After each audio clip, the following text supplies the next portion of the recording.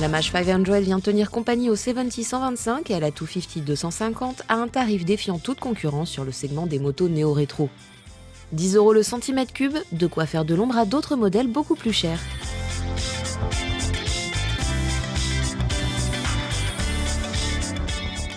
Cette 500 reprend la recette à succès des 70-125. Simplicité, look rétro bien inspiré et tarif imbattable. Selle plate matelassée, réservoir allongé flanqué de grippe genoux, 2 pots saucissons chromés, jantes à rayons, soufflé de tubes de fourche et phare rond. Voilà pour le vintage à agrémenter avec les accessoires prévus en option.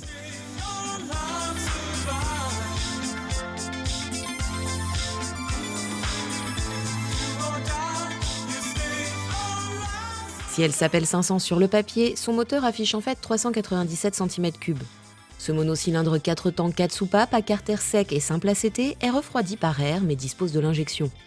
Il développe une puissance de 20 kW à 7000 tours minute et un couple de 30 Nm à 5500 tours minute, ce qui permet au permis A2 de s'offrir cette 500.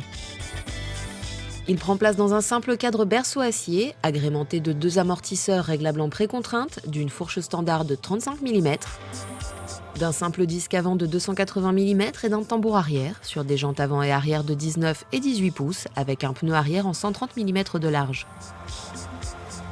Si le démarreur est électrique, un kick est là pour les puristes et pour le look. Avec sa selle à 780 mm, la 500 est accessible à tous les gabarits, on pose facilement les 2 pieds à plat.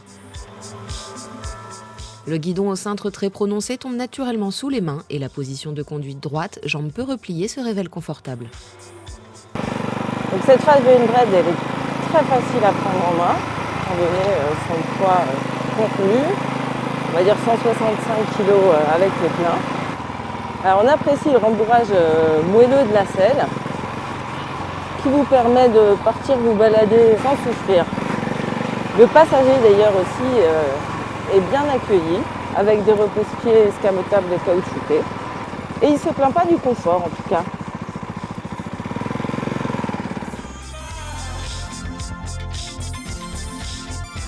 Le passager se tiendra comme il pourra à la petite poignée de maintien arrière couplée au porte-paquet ou à la sangle de selle. Au tableau de bord, analogique bien sûr, un compteur en km/h et miles/hour avec totalisateur et tri partiel à rouleau et un compte-tours avec témoin de points morts, de défauts moteurs et de réserve. Ni le moteur ni les 2 pots ne dérangeront vos voisins au démarrage, mais la sonorité s'amplifie en montant dans les tours et procure un certain contentement aux alentours de 5000 tours minute sur chaque rapport, à peu près à la moitié du compte-tour et correspond justement à l'arrivée du couple maxi.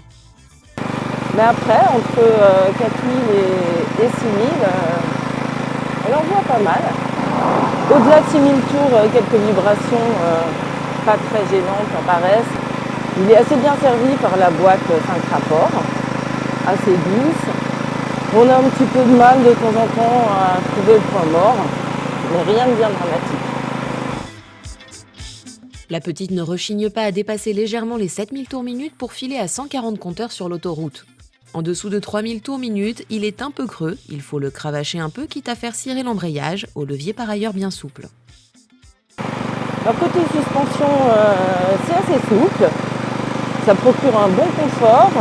Pour la tenue de route, on durcira un petit peu les amortisseurs, et notamment aussi si vous prenez un passager, parce qu'ils arrivent assez vite en vitesse.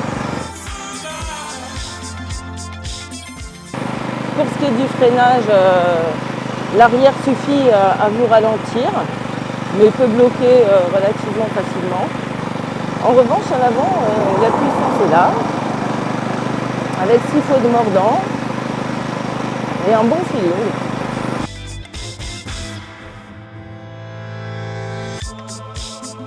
Sur route, la 500 reste facile à emmener, mais aura tendance à élargir un peu si on la laisse faire.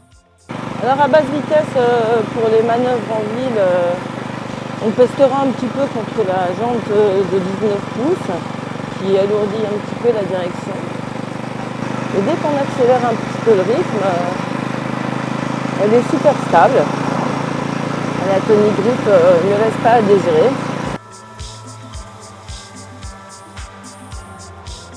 En regard de son tarif de lancement à 3 990 € et même pour les 4 190 € à venir, la 500 fait le maximum, surtout qu'elle est garantie 2 ans comme pour tous les autres modèles Mach désormais. Au-delà de la séduction exercée par le look, on prend à son guidon un plaisir non fin grâce à un moteur vivant, aux performances honnêtes et un confort certain, que ce soit pour la balade ou pour les trajets quotidiens.